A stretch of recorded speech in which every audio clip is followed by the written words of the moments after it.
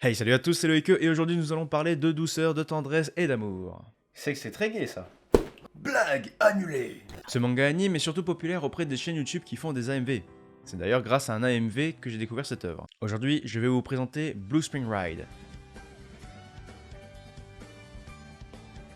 Blue Spring Ride, ou Aoharu Ride en japonais, est un manga shoujo slice of life écrit et dessiné par Sakisaka Io. Je m'améliore d'ailleurs en prononciation en japonais. Il a été prépublié dans le magazine Besatsu Margaret de l'éditeur Shueisha, Le même éditeur que pour One Piece. entre janvier 2011 et février 2015. Il sera compilé en 13 tomes en mai 2015 par ce même éditeur au Japon et par l'édition Kana en France. L'adaptation anime est réalisée par le studio d'animation Production IG, qui sont à l'origine de Psycho Pass, d'IQ, de Vinland Saga, de SNK Pour ces deux derniers, c'était en collaboration avec la Wit Studio. et de plein d'autres œuvres que je vous présenterai dans une autre vidéo. Cet anime possède 14 épisodes dont 2 OAV qui ont été diffusés entre le 8 juillet 2014 et le 23 septembre 2014. Il y a aussi un film en live action qui a vu le jour le 13 décembre 2014 et je ne l'ai pas vu donc pas d'avis. Passons à présent à l'histoire.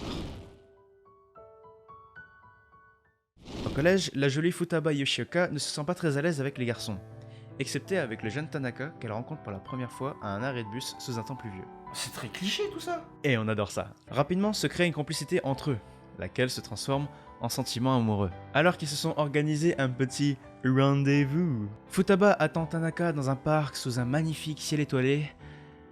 En vain.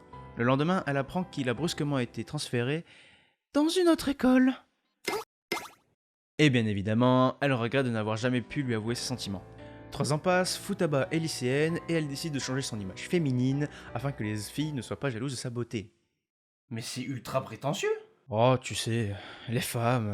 Blague annulée. Elle va s'entourer d'amis qui ne le sont pas vraiment au final et elle va beaucoup garder son ressenti et ses pensées pour elle. Bref, elle devient une émo. Grave. Alors qu'elle se promène dans les couloirs de son lycée, elle croise Mabuchiko qui ressemble étrangement à Tanaka. Qui, je rappelle, est parti brusquement 3 ans plus tôt. Oh, quelle coïncidence. Futaba va essayer de tout faire pour reconquérir le cœur de Tanaka, quitte à changer sa façon de penser, son entourage et son image féminine. L'équipe de la YOLO Production présente toutes ses excuses pour cette représentation très stéréotypée hey. de l'image féminine. On n'avait pas dit qu'on s'en foutait? Ouais, mais faut pas le dire. L'univers de l'œuvre. Pour ce qui est de l'univers de l'œuvre, bah y a pas grand chose à dire. C'est un slice of life, c'est-à-dire une histoire extraordinaire créée à partir d'événements du quotidien et dans un monde réel. Nos personnages vivent leur aventure dans un Japon moderne des années 2010. Mais sérieux, des téléphones à clapper? Bien évidemment, cette histoire pourrait même se passer aujourd'hui, hein, c'est assez intemporel. Pour conclure, ce manga nous permet de découvrir une histoire d'amour qui, dans un premier temps, s'est finie brusquement, due à certaines raisons que vous découvrirez dans l'œuvre, et qui va, dans un second temps, essayer d'être écrit par nos 2 protagonistes. Enfin, surtout Futaba. Tout au long de l'histoire, les 2 protagonistes vont faire face à leurs problèmes, et la réalisation de ceux-ci vont permettre aux 2 de se rapprocher et de faire avancer leur relation. Dans l'anime, nous aurons le droit à des scènes juste magiques, avec autant de scènes qui nous font sourire, que de scènes qui nous font lâcher une petite larmonnette, et qui nous fera croire à nouveau à l'amour véritable. Quelle tapette.